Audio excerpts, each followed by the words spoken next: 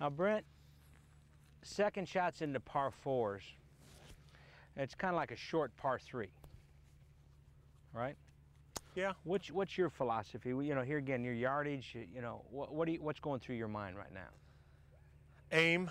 In this particular shot, you cannot hit the ball left of the flag and keep it anywhere close to the flag. What I'm going to try to do is aim somewhere to that right side. Now, I haven't played a whole lot. This shot usually would be real easy. This is something that I'm good at. But, you know, if my alignment isn't good, I'm gonna tend to come over it or really not make a good swing at it. So what I'm trying to do is concentrate on where I'm going to try to aim the ball, where I'm trying to swing the club, and just get enough rhythm and enough feel to try to feel the distance. We're about 120 yards downhill. Okay. So I'm just going to try to aim at that right side and see if I can't make a swing down the line. I hope I can. See, now that ball's probably the right distance, but too far left of the flag.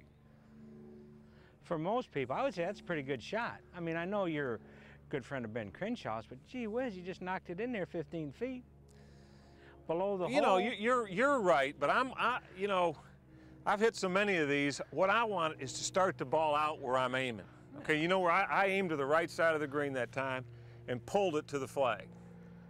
I mean, that's what I did wrong that time. Okay. But, you know, still a pretty good shot. Yeah, still a good shot, but wait till you see the putt I have.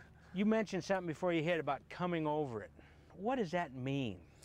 Well, tall people especially, when you know. What are you coming over? Once you set yourself on line, when you take the club back, you're going to want to return the club on the same line or the same plane that you took it back from. Now, if I come over it, I'll take my shoulder line and move it across the line this way. Oh, wait a minute, let me see something. Okay.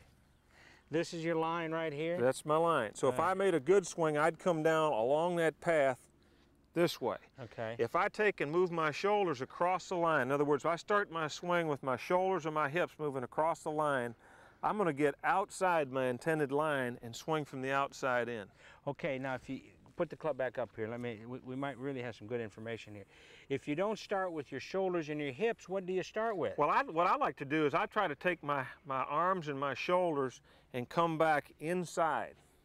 I don't want to start my left hip turning across this way. I think a lot of people, what I was talking about earlier, they get in front of the ball. I have a real problem getting in front of the ball.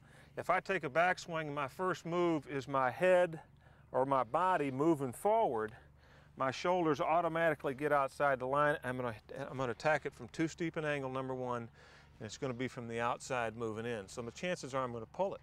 Now I see why you're such a good player. You know a lot about golf.